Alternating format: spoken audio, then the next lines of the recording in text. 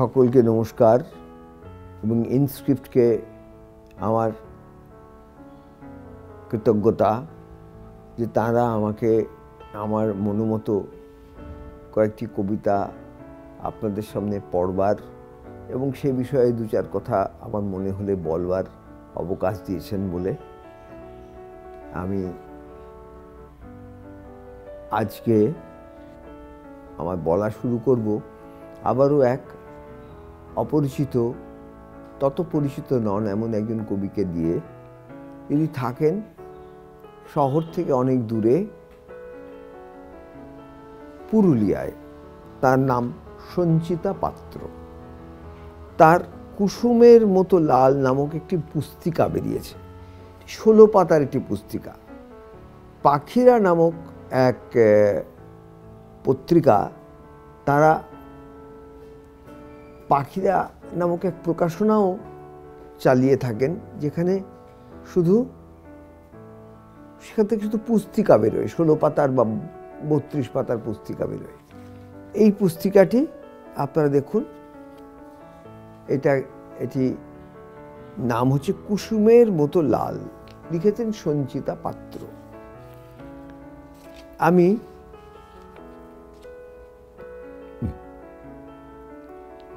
প্রথম যে কবিতাটি পড়ব তার নাম অর্ধেক চাঁদ।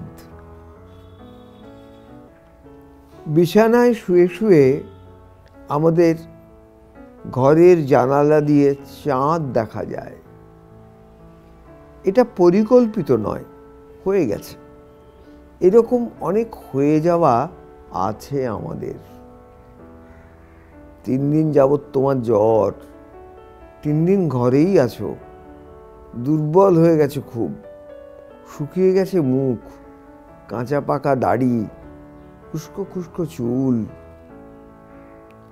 আজও তুমি শুয়ে আছো, বুকের ভিতরে ঘুমন্ত মুখ, অর্ধেক মুখের ওপর চাঁদের আলো। বহুদিন মাকে জড়িয়ে ধরে এভাবে ঘুমোওনি। হঠাৎই স্ফীত হয়ে ওঠে স্তন, গড়িয়ে নামে সাদা তরল, ঈষৎ নড়ে ওঠে তোমার উপবাসী ঠোঁট। এই কবিতাটি আসলে একটি প্রেমের কবিতা না স্নেহের কবিতা? এই প্রেমিক বা স্বামী এক্ষেত্রে সন্তানের মতো হয়ে গেলেন। কিরকম? কবিতার নাম অর্ধেক চাঁদ। 3 দিন যাবৎ তোমার জ্বর, 3 দিন ঘরেই আছো, দুর্বল হয়ে গেছো খুব, শুকিয়ে গেছে মুখ, কাঁচা পাকা দাড়ি, খুস্কো চুল।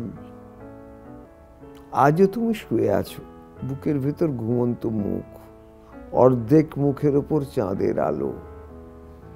জানলা দিয়ে চাঁদের আলো এসে স্বামীর অর্ধেক মুখে পড়েছে। বহুদিন মাকে জড়িয়ে ধরে এভাবে ঘুমোনি। মানে সে তো ঘুমন্ত, অর্ধেক মুখের ওপর যে চাঁদের আলো, ওই মুখটাই তখন হয়ে যাচ্ছে অর্ধেক চাঁদ। হঠাৎই স্ফীত হয়ে ওঠে স্তন, গড়িয়ে নামে সাদা তরল, ঈষৎ নড়ে ওঠে তোমার উপবাসী ঠোঁট। অর্থাৎ এক্ষেত্রে একটি অদ্ভুত ঘটনা ঘটল, যেন স্বামীকে স্তন্যপান করানো হলো। এরকম একটি আশ্চর্য বিষয়কে প্রেমের কবিতাকে স্নেহের কবিতা, বাৎসল্যের কবিতায় রূপান্তরিত করা হলো, এবং এর মধ্যে কোথাও শরীর বাসনাও মিশে গেল। কিন্তু মনে রাখতে হবে যে পুরুষটি কিন্তু ঘুমন্ত, সে জ্বরে ক্লান্ত হয়ে ঘুমিয়ে পড়েছে। একটা অদ্ভুত শান্ত অথচ গোপন তীব্রতাময় এক ছবি এই অর্ধেক চাঁদ কবিতায় ফুটিয়ে তুলেছেন সঞ্চিতা পাত্র। এরপর একটি কবিতা পড়ব, যে কবিতার নাম হচ্ছে ছবি। বাবা যেদিন ছবি হয়ে দেওয়ালে চলে গেলেন, সেদিন থেকে ঘুরতে ফিরতে ওখানে আটকে যাই। চোখে চোখ রেখে বাবা জিজ্ঞেস করেন, ভালো আছো তো মা?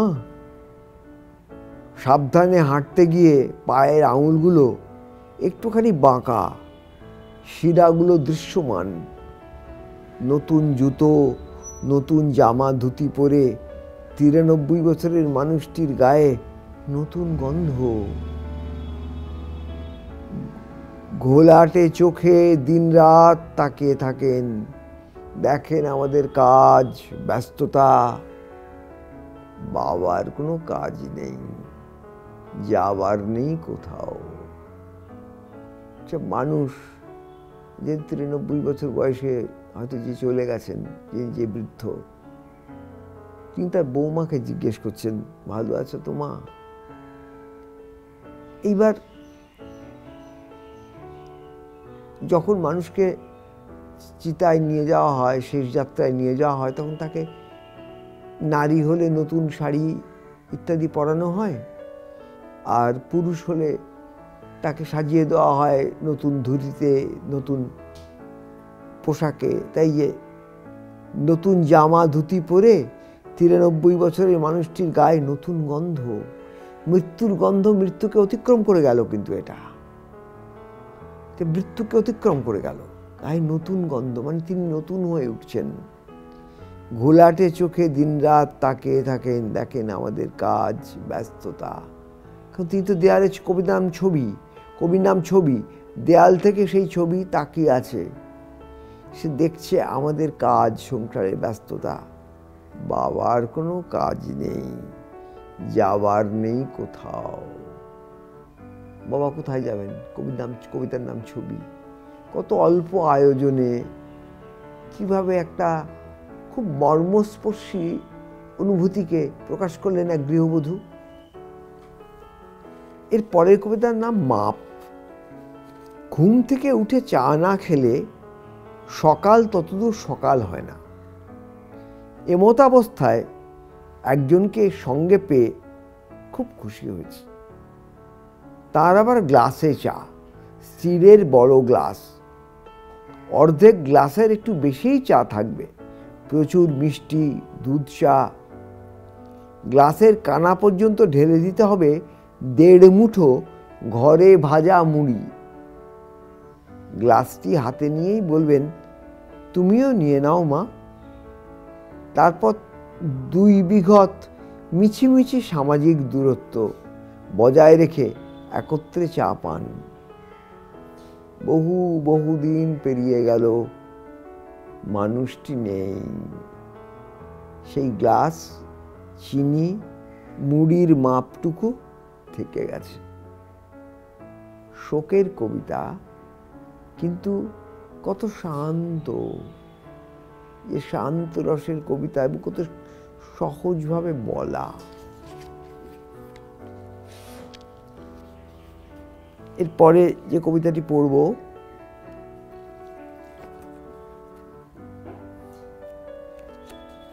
সেই কবিতাটির মধ্যে রহস্য আছে। মানে যেটা আমরা ভাবি তার বাইরের কিছু জিনিস। কবিতাটির নাম অশরীরী। যেসব কম পায়ে হাঁটা পথ, অদ্ভুত ছায়াময় নির্জন, সেই রকম এক ফুটপাতে হাঁটতে গিয়ে দেখা হলো এক জামার সঙ্গে। একধারে মাটিতে শুয়ে আছে টান টান, হাতাগুলি গোটানো। ভেতরের মানুষটা যেন এইমাত্র বেরিয়েছে একটু হাওয়া খেতে, ফিরে এসে আবার ঢুকে যাবে জামার ভেতরে। ভয় করে ওঠে ভীষণ, যদি অন্য কোনো শরীর বেদখল করে ওই অরক্ষিত শূন্যস্থান। কি করবে জামাটি তখন? অপর শরীর নিয়ে তখনও কি অপেক্ষা থাকবে তার নিজস্ব দেহের? এখানে কবিতাটা শেষ। দেখুন, দেখা হয়ে গেল কোনো মানুষের সঙ্গে, আমাদের দেখা হয়ে যায়, কিন্তু দেখা হয়ে গেল কার সঙ্গে? এক জামার সঙ্গে। অপেক্ষাকৃত নির্জন রাস্তায় একটা জামা পড়ে রয়েছে, তার হাত দুটো গুটোনো। এখানে কবির কল্পনা কাজ করছে কীরকম, ভেতরের মানুষটা এইমাত্র যেন বেরিয়েছে একটু হাওয়া খেতে, ফিরে এসে আবার ঢুকে যাবে জামার ভেতর। ভয় করে ওঠে ভীষণ। কিন্তু অন্য কোনো শরীর বেদখল করে ওই অরক্ষিত শূন্যস্থান, কি করবে জামাটি তখন? অপর শরীর নিয়ে তখনও কি অপেক্ষা থাকবে তার নিজস্ব দেহের? কবিতার নাম অশরীরী। অর্থাৎ ওই জামাটা ওখানে পড়ে আছে, কিন্তু জামা কেন পড়ে থাকবে? নিশ্চয়ই কোনো শরীরে ওই জামাটি ছিল, জামাটা রাস্তায় পড়ে আছে, শরীর, কোনো শরীর নেই সেখানে, কোনো মানুষ নেই।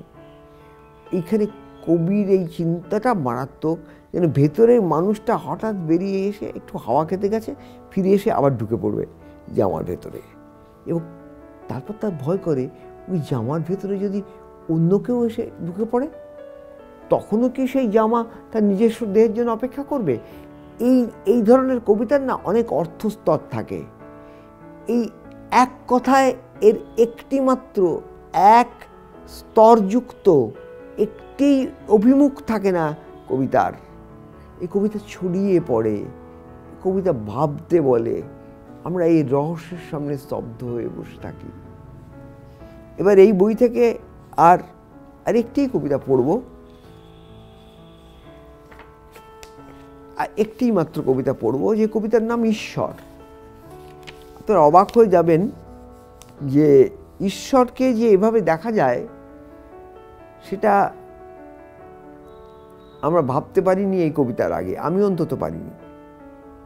আমি দ্বিখণ্ডিত, দুই বাহুতে দুই সন্তানের মাথা এলিয়ে আছে, প্রত্যেক ভাগে একটি পা, অর্ধেক পেট, একটি হাত, একটি স্তন, একটি কান, চুলচেরা বিচার বিশ্লেষণ।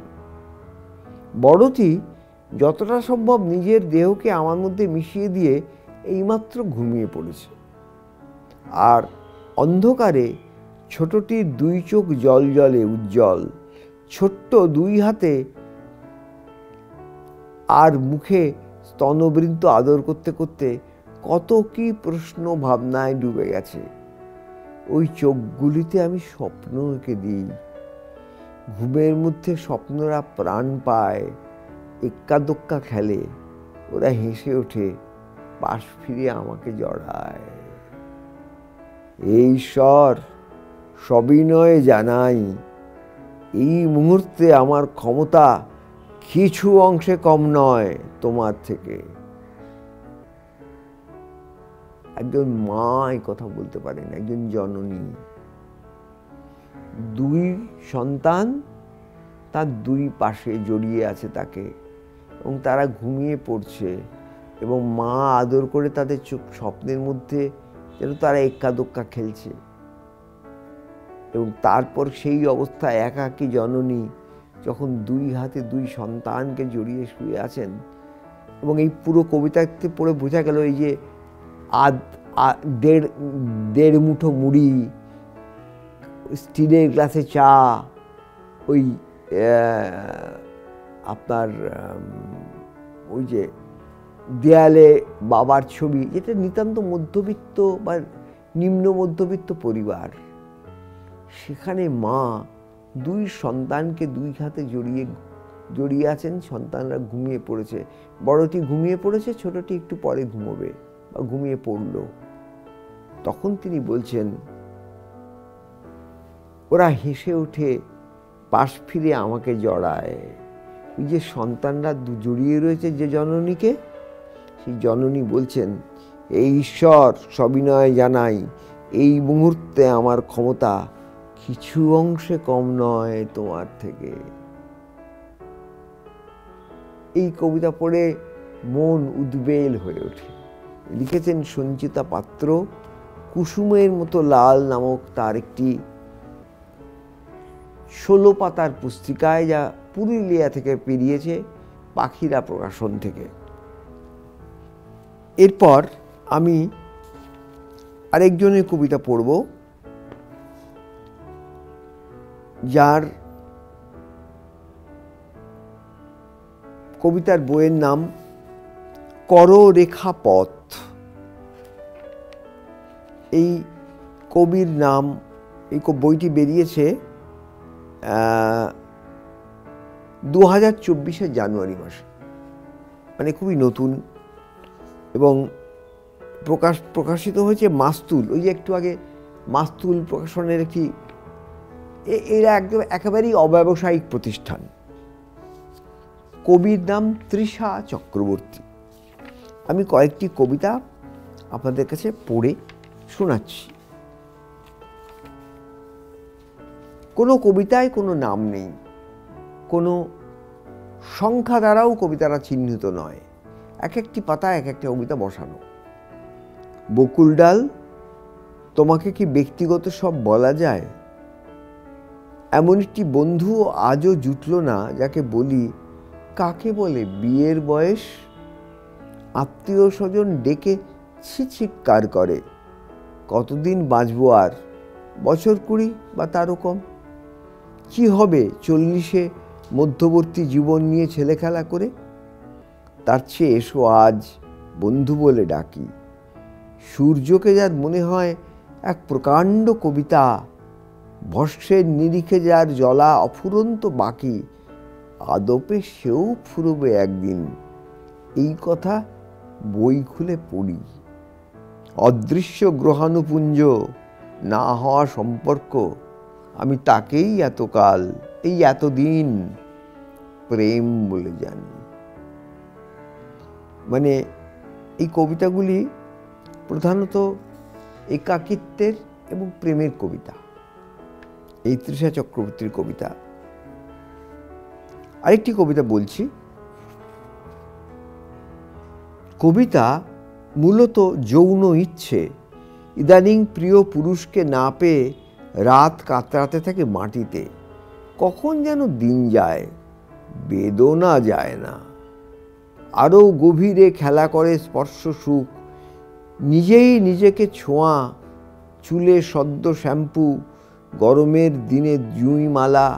ভাবি আমি দেবী অথবা উর্বশী, যার ঋতু পূর্ণ হলো না। এসব সময় তবু বাঁচা যায় যদি লিখে ফেলি এমন কবিতা। পাঠ মাত্র প্রবাহ উপস্থিত, শিহরণ, কি যেন ঘটে যায়, কি ঘটে কেউ বলতে পারে না। অন্যথায় নামা খাওয়া বন্ধ, ঘুম। তোমার ত্বকের নিচে বারেক যদি নাচাতে পারতাম আমার কামনা। এবার এইটা কি প্রথমে বলা হচ্ছে যে কবিতা হচ্ছে মূলত যৌন ইচ্ছে। ইদানিং প্রিয় পুরুষকে না পেয়ে রাত কাতরাতে থাকে মাটিতে, কখন যেন দিন যায়, বেদনা যায় না। পরবর্তী সময় দেখা গেল কবিতা যখন এলো, নতুন কবিতা যদি লিখে ফেলা যায়, তাহলেই সে প্রবাহ উপস্থিত, সেই শিহরণ। তোমার ত্বকের নিচে বারেক যদি নাচাতে পারতাম আমার কামনা। যে কবিতার ত্বকের নিচে, পুরুষের ত্বকের নিচে হলে তো প্রথমে ওই কবিতা বলে সম্বোধনটা থাকতো না। আগের কবিতায় যে আমরা পড়লাম সেটা বকুল ডাল বলে সম্বোধন করা হয়েছে কবিতাটাতে, বকুল ডালকে বলা হচ্ছে। এখানে বলা হচ্ছে কবিতাকে, যে কবিতা এসে পড়ছে লেখার সময়, এমন একটা কবিতা। এসব সময় তবু বাঁচা যায় যদি লিখে ফেলি এমন কবিতা। পাঠমাত্র প্রবাহ উপস্থিত, শিহরণ, কি যেন ঘটে যায়, কি ঘটে কেউ বলতে পারে না। ধরুন জীবনানন্দ দাশের একটা কবিতার লাইন আপনাদের বলি। সেটা হলো যে ভোরের কি বিকেলের কাকজ্যোৎস্না ছায়ার ভিতরে আহত নগরীগুলি মৃত পৃথিবীর নিহত জিনিস বলে মনে হয়। জীবনানন্দ দাশের একটা কবিতার লাইন, শেষ দিকের জীবনানন্দ। সেটা হলো তখন বিশ্বযুদ্ধ, দ্বিতীয় বিশ্বযুদ্ধ শেষ হয়ে গেছে, সেই সময়কার জীবনানন্দ। এখানে দেখুন একটা লাইনের মধ্যে জীবনানন্দ 3টে প্রহরকে ধরলেন। ভোরের কি বিকেলের কাকজ্যোৎস্না ছায়ার ভিতরে। এখন ভোরের আলোটা তখন সবে উন্মোচিত হচ্ছে, আলো আসছে। আর বিকেলে কি হচ্ছে? বিকেলে আলো অস্তায়মান, সরে যাচ্ছে আলো। ভোরের কি বিকেলের কাকজ্যোৎস্না ছায়ার ভিতরে। কাকজ্যোৎস্না বলা হয় কাকে? যখন মধ্যরাত্রে এমন প্রবল জ্যোৎস্না হয় যে কাক মনে করে ভোর হয়ে গেছে, তাই সে ডেকে ওঠে, তাকে বলা হয় কাক জ্যোৎস্না। জীবনানন্দ দাশ একটা লাইনের মধ্যে দিনের 3টে প্রহরকে মিলিয়ে দিলেন, কারণ আহত নগরীগুলি মৃত পৃথিবীর নিহত জিনিস বলে মনে হয়।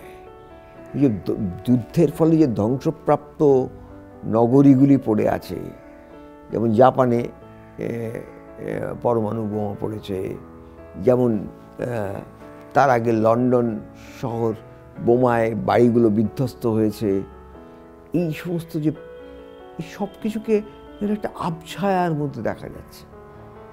তা এই যে বহু স্তরান্বিত অর্থস্তর, বহু স্তরযুক্ত অর্থ, এমন কবিতা রচনার যে ধারা, সেটা একটু কমে এসেছে এখন। শেষ 30 বছর 35 বছরে বিবরণধর্মী কবিতার দিকে বাংলা কবিতা এগিয়ে গেছে বেশি, কিন্তু তবু কোথাও কোথাও সংকেত দেখা যায়। যেমন ওই একটু আগে সঞ্চিতা পাত্রের অশরীরী কবিতাটার মধ্যে বললাম যে জামাটা পড়ে আছে, জামাটার ভেতর থেকে যেন কেউ বেরিয়ে গেছে, এসে আবার ঢুকে পড়ে যদি কেউ, ওই যে ভাবনাটা, ওইটা হলো খুবই সত্যিকারের রহস্যময় ভাবনা। যে কবিতার এই এক লাইনে 3টে প্রহরকে ধরে দেওয়ার মতন শক্তি নিয়ে এই ভাষায় একজন কবি এসেছিলেন, তাকে সম্পূর্ণ ভুলে যাওয়া যায় না বিবরণধর্মী কবিতা দিয়ে। কেমন? আমি আবার পরে আরেকটি কবিতায় যাচ্ছি, এও প্রেমের কবিতা। আমাদের সম্পর্ক হবে প্রচার বিমুখ, দিন যাবে বাদলার মতো এক টানা, বৈচিত্র্যহীন আপাত কিভাবে রমণীয়, সে কৌশল আয়ত্ত করে নেব। পর্যাপ্ত আলাপ হবে না, বৈঠক চুম্বন রহিত, যা কিছু আবেশ শুধু কাজ। পৃথক তাও অগোছালো হাতে ঘরের শাড়ি কুচিয়ে রাখার মতো প্রেম, এমনকি ওর জন্মদিন ভুলে যাবার অভিযোগবিহীন। এমন একটা প্রেম যার মধ্যে একজন আরেকজনের জন্মদিনও মনে রাখে না, কিন্তু তার জন্য কেউ কোনো অভিযোগও করে না।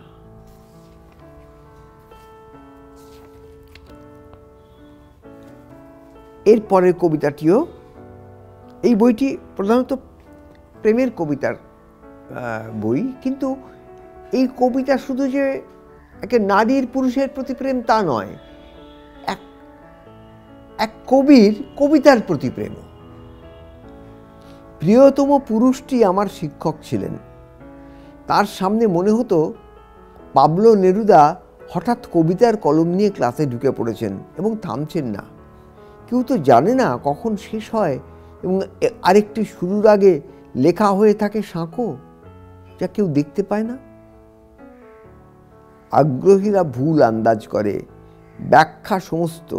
এমনকি বর্ষা এলে আমার আর মনেও পড়ে না তার চোখের কাঁচ, সুগন্ধি ফুলের রেণু, যা হোক একটা ঘড়ি, ইস্ত্রি না করা শার্ট, জ্যান্ত কবিতা।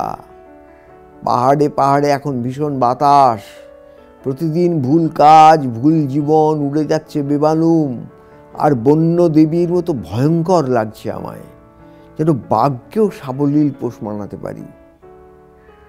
অথচ চেয়েছি আমি পিঁপড়ের জীবন। কত তো বর্ষা গেল, কখনো ঘর বদল করলে না। যে প্রিয়তম পুরুষটি আমার শিক্ষক ছিলেন, যাকে পাবলো নেরুদা মনে হতো, সেই ভালোবাসা তো অপ্রাপণীয়ের প্রতি ভালোবাসা, তাই না? তাকে তো পাওয়া যাবে না কখনো, কারণ তিনি তো ঘর বদল করবেন না। আর এই মেয়েটি তাকে জানাতে পেরেছে কিনা তাও জানি না। এবার আরেকটা কবিতার কাছে যাই। এই কবিতা কিন্তু প্রেমের কবিতা দিয়ে শুরু হয়েও শেষ পর্যন্ত একটা জাগতিক কবিতায় চলে গেছে। আদর করো হাত, চুম্বন করো হে ওষ্ঠ, এই যে তোমার সংসার, ওই যে বেলুনওয়ালা মেয়েটি 9 কি 10, বয়স জিজ্ঞেস করনি। পমফ্রেট মাছ গরম গরম দিচ্ছে কিশোর, আর মূর্তি স্থির, মূর্তি ঘুরছে, উদ্বাহ হরিহে, কত অন্ধ গায়ক গাইল ধন্য জীবন, কত ভিখারি তোমার নামে পার পেয়ে গেল, কত কিশোরী পার্কে বেঞ্চিতে রাস্তায় হাত ধরতে ভয় পেল, ভিন্ন ধর্মে খুন হলো কত, আশ্চর্য মাদুলি পরে সরকারি চাকুরি পেল যুবক। এরা সব আমার আত্মীয়, 1000 বছর আগে এরা সব আমার অপর। অর্থাৎ সমস্ত পৃথিবীটাকে তিনি তার প্রেমের মধ্যে, তার আত্মীয়তার মধ্যে ডেকে নিলেন, যার মধ্যে ওই 9 কি 10 বছরের বেলুনওয়ালা মেয়েটি আছে, রাস্তায় পমফ্রেট মাছ গরম গরম দিচ্ছে যে কিশোর সে আছে, অন্ধ গায়ক আছে যে হরিহে উদ্বাহু হয়ে গাইছে, কত কিশোরী পার্কে বেঞ্চিতে রাস্তায় হাত ধরতে ভয় পেল ভিন্ন ধর্মের জন্যে, খুনও হলো কত। এরা সব আমার আত্মীয়, 1000 বছর আগে এরা সব আমার অপর। অর্থাৎ আমিও, অর্থাৎ জন্মান্তরে চলে গেল এই কবিতা। পরের কবিতা বলি। আমার 2 প্রেমিক, তৈরি হতে থাকা কবিতা আর তুমি। কবিতাকে হিংসা করো না, এই যে লিখছি এখনই ফুরিয়ে যাবে। প্রতিটি শব্দে আমি হত্যা করছি, গ্রামকে গ্রাম, নগরকে নগর, জ্বালিয়ে পুড়িয়ে খাক। কেবল প্রেমের কথা লিখে আমার নিন্দে হয় না, নিন্দে হয় দেবতার। ভাগ্যে আজ কি আছে কে জানে, কত শত লোক নিখোঁজ। এখনো মানুষ যে শহরে চুপ করে থাকে, আমি তার কবি। এসো নিন্দে করো আমাকে। এখানে আমি বলতে কিন্তু আর এই একটি মানুষ থাকলেন না, ইনি নিজের কথা বলছেন না। এতক্ষণ আমরা দেখলাম যে উনি যখন প্রিয়তম শিক্ষকটিতে আমার পুরুষ ছিলেন, কিংবা বকুল ডাল, বা এই যে সম্বোধনগুলি, এখানে যখন একার কথা ছিল, এটা একার কথা হলো না। এই কবি হলো সেই কবি যে সকলের কথা বলবে, কিন্তু সে কথা বলছে না। তাই সমস্ত যাবতীয় নৈশব্দের ভাব, নৈশব্দের ভার, যাবতীয় চুপ করে থাকার অপরাধ, অন্যায় দেখে প্রতিবাদ না করার অপরাধ, ইনি নিজের মধ্যে টেনে নিয়ে বললেন এই তৃষা চক্রবর্তী যে আমি তার কবি। এখনো মানুষ যে শহরে চুপ করে থাকে, আমি তার কবি। এসো নিন্দে করো আমাকে। অতুলনীয় কবিতা, অতুলনীয় কবিতা। পরের কবিতা।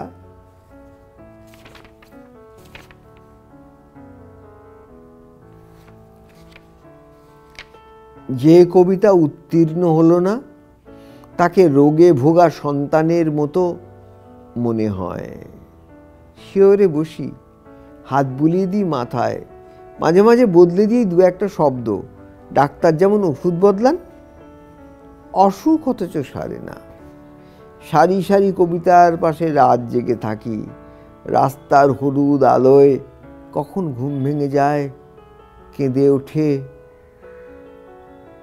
যে কবিতা উত্তীর্ণ হলো না, তার মতো তুমি। এও এক অতুলনীয় কবিতা।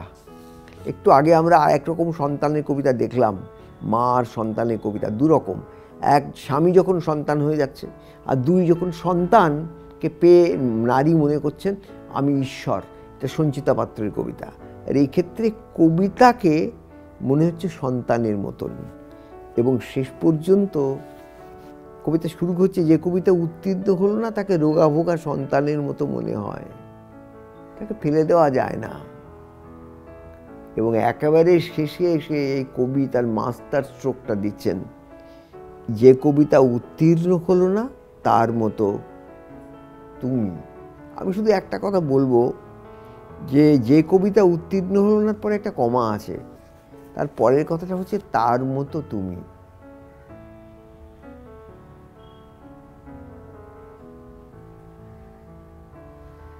এখানে এই কমাটা খুব প্রয়োজনীয়,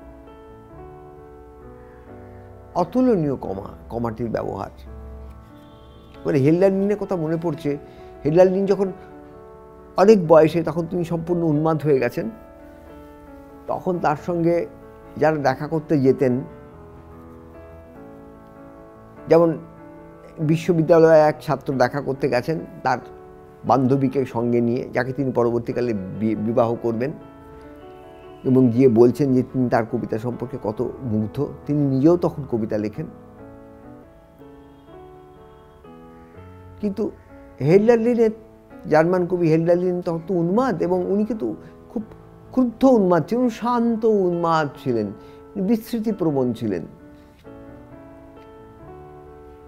এই যে ছাত্র দেখা করতে গিয়েছিলেন, আর এই যে তার ছাত্রের প্রেমিকা, তার নাম জেনি, আর এই ছাত্রের নাম হচ্ছে কার্ল মার্কস।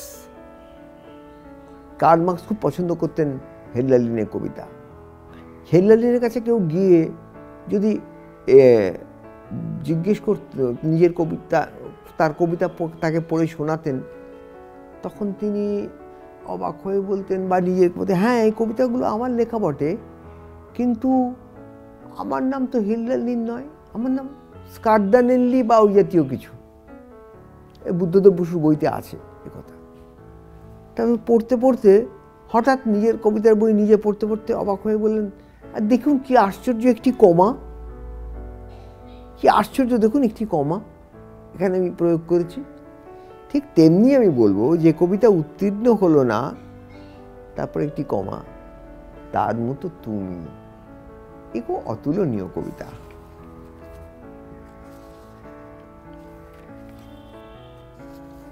আচ্ছা, এবার আমি আর দুটি কবিতা পড়ে আমার এবারের পর্ব শেষ করব। যে ভাত ফুরিয়ে গেছে, ভিখারি সে শূন্য হাঁড়ির দিকে দিনভর চায়। আজ নেই, কাল ছিল, থাকা সত্য নয়। দেখুন, এটা কিন্তু এক ভিক্ষুকের কথা বলা হচ্ছে, দারিদ্র্যের কথা বলা হচ্ছে কবিতার মধ্যে। যে ভাত ফুরিয়ে গেছে, ভিখারি সে শূন্য হাঁড়ির দিকে দিনভর চায়। আজ নেই, কাল ছিল, থাকা সত্য নয়। আসলে কিন্তু এটি একটি প্রেমের কবিতা, কিন্তু উনি এমন একটা ছদ্মবেশে তাকে প্রকাশ করলেন এত অল্প কথায়, এই তৃষা চক্রবর্তী, যে কবিতাটি অতুলনীয় হয়ে উঠল। এরপর আমি আজকের মতন আমার শেষ কবিতাটি পড়ব। সেই কবিতাটির যথারীতি কোনো নাম নেই। ভাতের থালায় দাও গ্রহ তারকার ছাই, বুঝতে দাও গৌরের দেশে কতখানি অপমান পেলে হয়ে যাওয়া সঙ্গত। কোন আদিম তারার দেহ থেকে খসে পড়ছে মেখলা, খসে পড়ছে নূপুর, সেই আস্বাদকালে জন্ম হলো আমার দেবতা। যথারীতি সামান্য নই, সামান্যের চেয়েও ক্ষুদ্র কোনো শব্দ অভিধানে নেই বলে লিখতে পারি না। কবি অমরতা চান, লোকে বলে কবি চান সহস্র জীবন। আমি শুধু বিশ্বের জানালায় চোখ রাখি, আমাকে দিয়েছ কত এই ঋণ।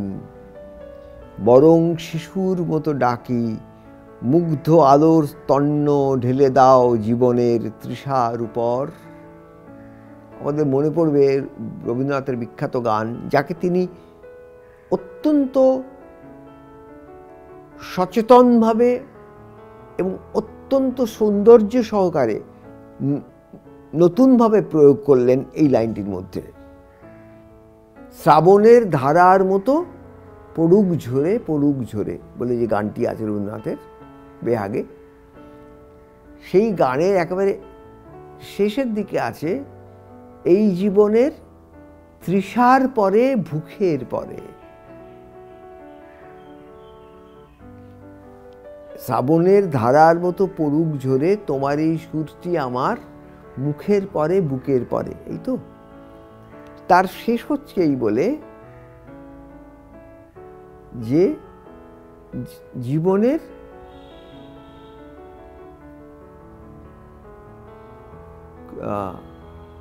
তৃষার পরে ভুখের পরে। ঘটনাচক্রে এই কবির নাম তৃষা চক্রবর্তী, সেইটাকে তিনি কিভাবে ব্যবহার করলেন?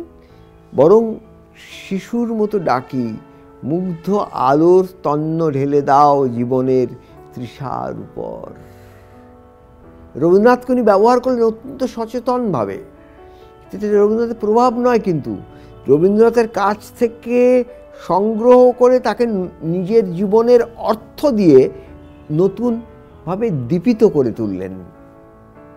এই কবির কবিতার বইয়ের নাম কররেখাপথ। তাকে আমার কৃতজ্ঞতা এতগুলি সুন্দর কবিতা আমাদের পড়তে দেওয়ার জন্যে, এবং আজকের মতো ইনস্ক্রিপ্টের বন্ধুদের কাছ থেকেও, এবং আমার এই কবিতার জয় নামক আমার এই কবিতা পড়ার এবং কবিতা নিয়ে দু চার কথা বলার সময় যারা উপস্থিত থাকেন তাদের সকলের কাছে সাময়িকভাবে আমি আজকের মতো বিদায় নিচ্ছি। নমস্কার।